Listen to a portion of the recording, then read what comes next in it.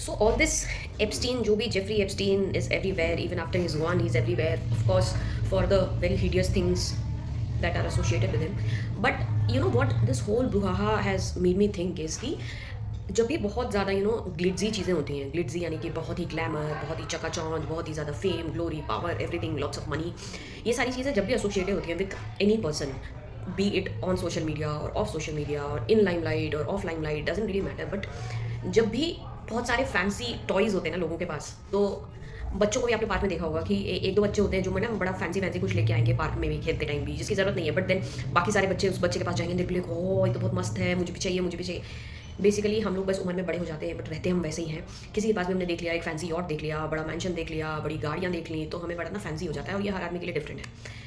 तो जब भी हम वो चीज़ें देखते हैं, when we envy other people's toys, we also want to be a little bit like them, we want to have those toys. तो होता ये है कि इनएडवर्टेंटली, आप नहीं चाहते हुए भी ना, you start to idealise those people in some way or the other. आपको मोस्ट ऑफ द लोगों को लगने लगता है कि अरे भाई, जैसे बहुत सारे नाम लिए जा रहे हैं, बड़े बड़े पॉलिटिशियंस, बड़े बड़े वर्ल्ड लीडर्स, बड़े बड़े अभी recently there is a person who want to be doctor, बहुत बड़ा नाम है in longevity and everything, so many people.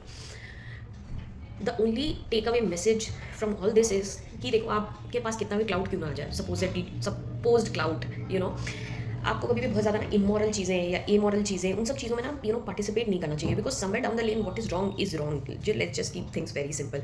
बहुत सारे लोग बोलेंगे कि अरे क्या नाइवेटे की बात हो रही है, कि ऐसा कोई आइडियलिस्टिक थोड़ी है, बहुत सारे so many people get away with crime, so many people get away with bad things, and eventually they have a better life than normal honest average people. But the thing is कि you do something for your own peace, for your own अपने soul के peace के लिए करते हो। And I don't know, आप जितना भी गला घोट के मानना चाहो, that voice will always be there, your conscience will always be telling you too, it's not just about losing followers, और अगर आप एक मेडिकल प्रोफेशनल, तो losing patients, losing popularity, losing money, it's not about that, it's just about doing the right thing when nobody is seeing. बहुत fancy words नहीं use करूँगी, like integrity and everything, क्योंकि थोड़ा सा फार-फेच्ड लगता है। अगर आप में बहुत इंटीग्रिटी तो बहुत अच्छी बात है, बट बहुत आसान है लोगों को गुमराह करना, कि सोशल मीडिया पे इतने सारे फॉलोअर्स हैं, इतना फेमस आदमी है, 50 किताबें लिखती है, तो ये नहीं, this does not make anybody a good human being. A good human being is someone who can sleep peacefully at night. उसको पता है कि भाई, मेरे साथ जो भी बुरा हो जाए, कुछ भी बुरा हो जाए, मैंने तो किसी के साथ ऐसा कुछ बुरा नहीं किया है, so this is the end of the story. कितना भी पैसा मिल जाए, कितनी भी शोहरत मिल जाए, कितना भी कुछ भी मिल जाए, I don't think some things are not worth it. मतलब this is what I feel. So the take away message from all this is कि ना, डोंट जज people based on how flashy their lives are, and हो सकता है अंदर से बड़े ही मॉरल लोग हों।